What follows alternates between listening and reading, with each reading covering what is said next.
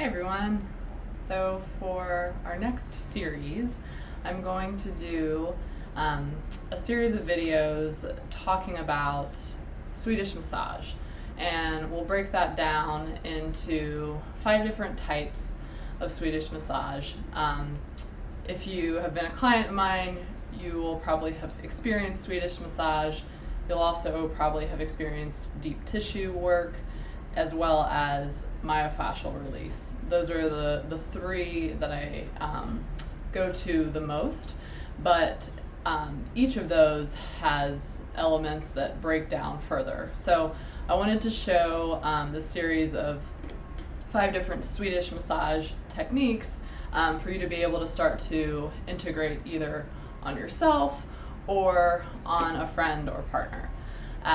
So first off, we will talk about Effleurage, which is probably what a lot of people think of when they think of like going to a spa and getting a massage.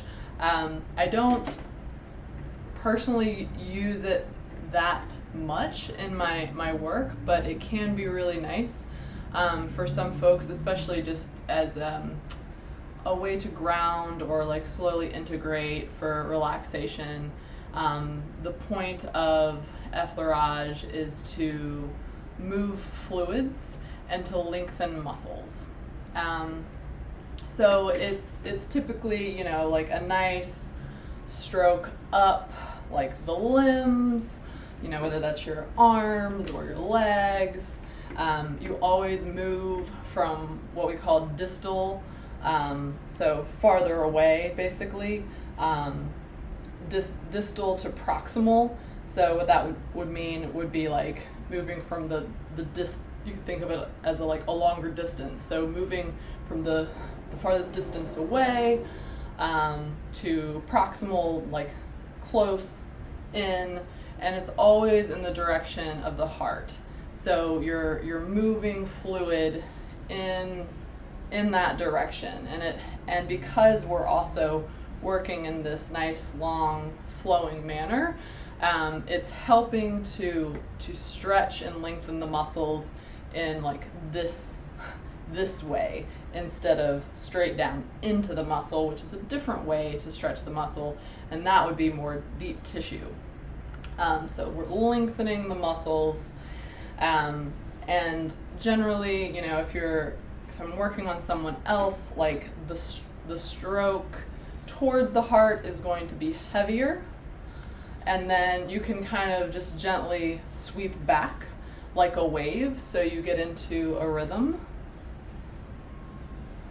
But you know, if you're doing this on yourself, feel free to also do that, to just kind of come in and sweep back. And again, you're noticing I'm kind of getting my full body and core involved, so I'm not just barreling through it with my upper body. If I did this on my legs, you know, I could sweep up. Doing it on yourself ends up being more sweeping rather than like sinking and gliding, because it's more difficult to do that. But if you're working on another person, you can get more into the stroke. Just try to keep your shoulders down, try to keep your core engaged, make sure you are leaning from your hips, your nose and navel and toes are all in alignment. It's more, if you're standing up, it's more about getting into your feet and pushing. I'm just kind of rocking. Or if you're seated, it's similar. Or if you're kneeling, it's similar as well. So shoulders down, nose, navel, toes aligned. Make sure there's some bend in your knees, core is engaged. But yeah, going back to doing this on yourself, just sweeping.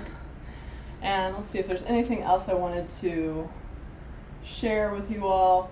Yeah, I would just say, before you start any of that, first and foremost, most important, always good to ground yourself, whether you're doing some nice loving touch on yourself or another person. So even if that's just taking a minute or two, even 30 seconds to just take a breath. Feel your feet on the floor, let your palms relax into your thighs maybe, or on your belly and chest. See if you can drop your jaw and your shoulders. If you're sitting, allow yourself to feel the support of the chair. Make sure you are connected and rooted with the floor, and maybe wiggle out arms, rotate joints, wrists, get everything loose. You don't want to transfer tension from your own body and your own hands into your body or someone else's. So that is our first Swedish massage technique. Again, that's called Effleurage. We're lengthening in a wave-like manner. All right, stay tuned for another Swedish massage technique.